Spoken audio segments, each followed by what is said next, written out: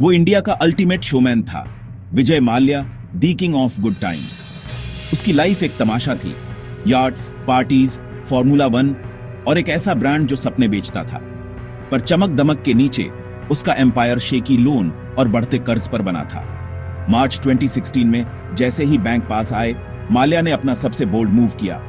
वो लंदन भाग गया, पीछे अनपेड एम्प्लॉइज और एक शॉक में नेशन को छोड़ गया। एस्केप उसकी लाइफस्टाइल जितना ही ड्रामेटिक था, एक बिलियनियर रातों रात गायब, 9,000 करोड़ रुपए से ज्यादा के अनपेड लोन के साथ। इस न्यूज ने पूरे इंडिया में शॉक वेव्स भेजे, एक ऐसे सिस्टम को एक्सपोज किया जिसने पावरफुल लोगों को फिसालने दिया। The king of good times India का सबसे इनफेमस फ्यूजिटिव बन गया। ये सिर्फ एक आदमी के गिरने की स्टोरी नहीं है, ये अनचेक्ड एम्बिशन और एक ऐसे सिस्टम के बारे में वार्निंग है जो पब्लिक को प्रोटेक्ट करने में फेल हो गया। पार्टी खत्म हो चुकी थी, असली कीमत बस शुरू हो रही थी। विजय माल्या को प्रिविलेज में पैदा हुआ था। अपने डिसिप्लिन पिता विट्ठल माल्या द्वारा बनाए गए यूनाइटेड ब्रुअरीज एम्पायर का वारिस। क्रिटिक्स को यंग प्लेबॉय की लीड करने की एबिलिटी पर डाउट था, पर विजय ने उन्हें गलत साबित किया। शुरुआत में उसने किंगफिशर बियर को एक लाइफस्टाइल ब्रांड में बदला, उसे स्पोर्ट्स, फैशन और पॉप कल्चर पर फैलाया। किंगफिशर कैलेंडर और हाई प्रोफाइल स्पॉन्सरशिप ने ब्रांड और माल्या को हर जगह कर दिया। उसके लीडरशिप में यूनाइटेड ब्रुअरीज ने ऊंचाइयां छुई, इंडियन लिकर मार्केट पर डोमिनेट किया और अब्रॉड भी एक्सपेंड किया। माल्या के करिश्मा और मार्केटिंग जीनियस ने उसे किंग ऑफ गुड टाइम्स बना दिया, पर इमेज पर उसका फोकस सब्सटेंस से ज्यादा भविष्य की प्रॉब्लम के लिए स्टेज सेट कर गया। उसने किंगडम को एक्सपेंड किया, पर सोने के नीचे पहले से ही क्रैक बन रहे थे। कुछ समय के लिए ऐसा लगा कि उसका राज हमेशा रहेगा, पर एक्सेस के बीज पहले ही बो दिए गए थे। हाई राइड करते हुए माल्या ने 2005 में किंगफिशर एयरलाइंस लॉन्च की, एक उड़ता महल जो आसमान में लग्जरी का वादा करता था। एयरलाइन ने 5 स्टार सर्विस, स्टाइलिश ब्रांडिंग और माल्या खुद उसके ग्लैमरस फेस के साथ डैजल किया। पर पर्दे के पीछे किंगफिशर ने पहले दिन से ही पैसा बहाया। लेविस स्पेंडिंग और हाई कॉस्ट को प्राइस सेंसिटिव मार्केट में टिकट सेल्स से कवर नहीं किया जा सका। एयरलाइन के फाइनेंस रेड का समुद्र थे, जो क्लेवर मार्केटिंग से मास्क्ड थे। एयर डेक्कन का डिजास्टर्स एक्विजिशन ने क्राइसिस को और घारा कर दिया, ब्रांड को डाइल्यूट किया और लॉस को तेजी से बढ़ाया। किंगफिशर एक वैनिटी प्रोजेक्ट था, उधार के पैसे और झूठी उम्मीद पर उड़ रहा था। सक्सेस का इल्यूजन फ्रीफॉल में एक बिजनेस को छुपा रहा था। दी गुड टाइम्स को कर्ज से सहारा दिया जा रहा था, प्रॉफिट से नहीं। क्रैश इनएविटेबल था। जैसे जैसे किंगफिशर स्पाइरल्ड, माल्या अपने सबसे बड़े एसेट की तरफ मुड़ा, इन्फ्लुएंस।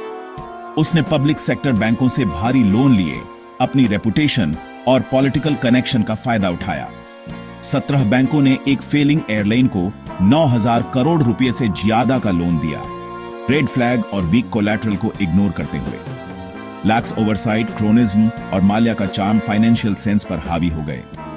लोन रिस्ट्रक्चर किए गए, रूल्स मोड़े गए और पब्लिक मनी डाली गई सिर्फ गायब होने के लिए। कर्ज का पहाड़ बढ़ता गया, जबकि माल्या की लाइफस्टाइल अनअज्ड रही। बैंकों का जुआ एक नेशनल डिजास्टर बन गया। सिस्टम ने किंग के एक्सेस को इनेबल किया था और पब्लिक को कीमत चुकानी पड़ेगी। 2012 तक किंगफिशर का कोलैप्स पब्लिक और ब्रूटल था। फ्लाइट्स ग्राउंड हो गईं, पैसेंजर फंसे रह गए और एयरलाइन की ग्लैमरस इमेज टूट गई। एम्प्लॉइज को महीनों तक अनपेड रखा गया, जिससे प्रोटेस्ट, हार्डशिप और यहां तक की ट्रेजेडी भी हुई। बैंकों को बैड लोन का एक ब्लैक होल मिला, 9,000 करोड़ रुपए से ज्यादा का नुकसान। इसके नतीजे ने लापरवाह लैंडिंग और इंडिया के फाइनेंशियल सिस्टम की फ्रेगिलिटी को एक्सपोज किया। माल्या इस बीच डिफाइंड रहा, खुद को छोड़कर सबा को ब्लेम करता रहा। उसने अपनी लैविश लाइफस्टाइल जारी रखी, जिससे पब्लिक में गुस्सा भड़का। असली विक्टिम एम्प्लॉइज और टैक्सपेयर थे जो बर्बादी में छूट गए। किंग का डिनायल आखिरी अपमान था। उसने जो सपना बेचा था वो एक नेशनल नाइटमेयर बन गया था। कीमत उन लोगों ने चुकाई जो इसे सबसे कम अफोर्ड कर सकते थे। 2016 में जैसे जैसे लीगल प्रेशर बढ़ा, माल्या ने अपनी एस्केप प्लान की। विलफुल डिफॉल्टर घोषित होने के बाद वह इंडिया से सबा की नजरों में निकल गया। दर्जनों बैग, वीआईपी ट्रीटमेंट, कोई रेड फ्लैग नहीं। वह लंदन के लिए एक फ्लाइट में चढ़ा, अधिकारियों के एक्शन लेने से ठीक पहले गायब हो गया। उसके जाने की आसानी ने मिलीभगत और अक्षमता के सवाल खड़े किए। यूके पहुंचने के बाद माल्या ने दावा किया कि वह पॉलिटिकल विच हंट का विक्टिम था। उसने खुद का बचाव करने के लिए सोशल मीडिया का इस्तेमाल किया, जबकि इंडियन अथॉरिटीज स्क्रैम्बल्ड कर रही थीं। उसके एस्केप ने सिस्टम में गहरी खामियां उजागर की, जिसका मकसद शक्तिशाली लोगों को जवाबदेह ठहराना था। किंग फिसल गया था, एक राष्ट्र को गुस्से में और धोखा दिया हुआ छोड़कर। माल्या को वापस लाने के लिए इंडिया ने एक ग्लोबल लीगल बैटल शुरू की। एसेट्स जब्त किए गए और यूके की अदालतों ने आखिरकार उसके प्रत्यर्पण को मंजूरी दे दी। पर जैसे ही जीत करीब लग रही थी, माल्या के वकीलों ने एक कॉन्फिडेंशियल लीगल इश्यू का हवाला दिया, जिससे प्रक्रिया अनिश्चित काल के लिए रुक गई। पॉलिटिकल असाइलम और मानवाधिकार दावों की अफवाहें फैली, उसे लीगल लिम्बो में फंसाते हुए। इस बीच इंडियन अथॉरिटीज ने उसके एसेट्स बेचकर 14,000 करोड़ रुपए से ज्यादा रिकवर किए, जो ओरिजिनल कर्ज से ज्यादा था। माल्या ने पब्लिकली एसेट सेल्स को चैलेंज किया और ज्यादा लीगल फाइट्स का वादा किया। वह लंदन में आजाद है, न्याय में देरी का प्रतीक।